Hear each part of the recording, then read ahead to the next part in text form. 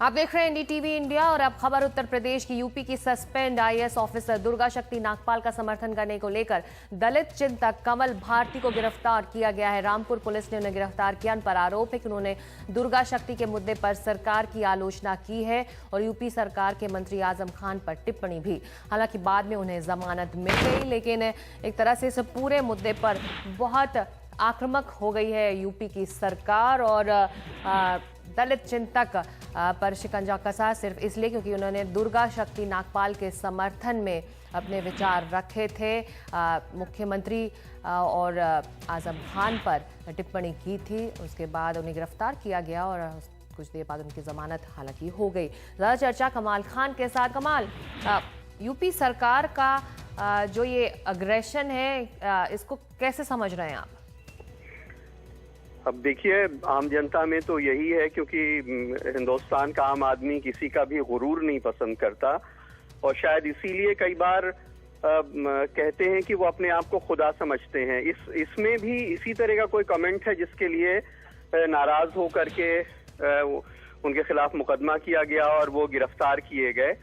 तो ये गुरूर कोई पसंद नहीं करता है। किसी का एक शेर है कि तुमसे पहले एक शख्स जो यहाँ तख्त नशीं था उसे भी अपने खुदा होने का उतना ही यकीन था।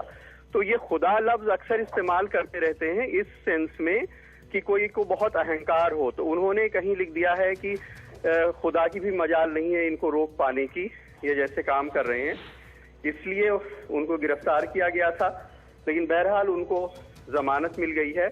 कमल भारती बड़े दलित चिंतक और लेखक हैं, कविताएं हैं, उनकी तमाम किताबें कविताएं बहुत सारी यूनिवर्सिटीज में पढ़ाई जाती हैं और उनकी गिरफ्तारी के फौरन बाद बहुत सारे लोग, बहुत सारे राइटर्स और दूसरे लोग उनकी फेसबुक के ऊपर उसको लेकर के अपना विरोध भी प्रदर्शन कर रहे थे।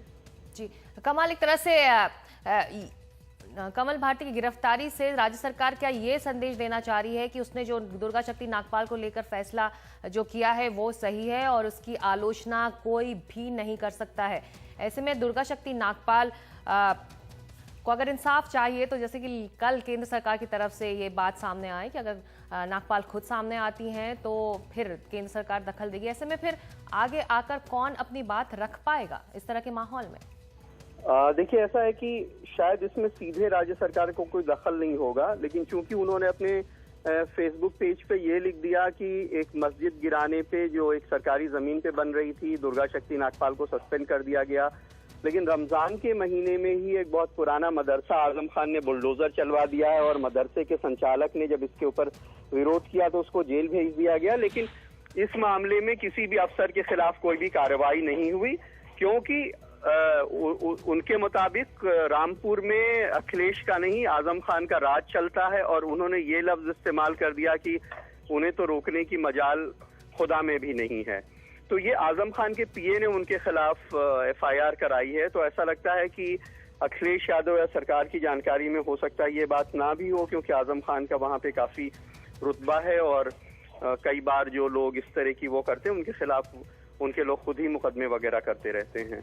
जी कोई प्रतिक्रिया राज्य सरकार की तरफ से इस गिरफ्तारी पर? कमाल नहीं, अभी राज्य सरकार की तरफ से कोई कमेंट उनकी गिरफ्तारी के बारे में नहीं मिला है, लेकिन पुलिस ने रामपुर की जरूर ये हमसे कहा है कि सांप्रदायिक सौहार्द बिगाड़ने और धार्मिक उन्माद फैलाने के इल्जाम में उनको गिरफ्तार किया गया। जी शुक्रिया इस पूरी जानकारी के लिए। हम बात कर रहे थे कमाल खान से। यूपी के सस्पेंड आईएएस ऑफिसर दुर्गा शक्ति का समर्थन करने को लेकर दलित चिंतक कमल भारती को गिरफ्तार किया गया था। रामपुर पुलिस ने उन्हें गिरफ्तार किया। उन पर आरोप है कि उन्होंने दुर्गा शक्ति के मुद्दे पर सरकार की आलोचना की, यूपी सरकार के मंत्री आजम खान पर टिप्पणी की और गिरफ्तार करने के बाद हालांकि उन्हें बाद में जमानत मिल गई।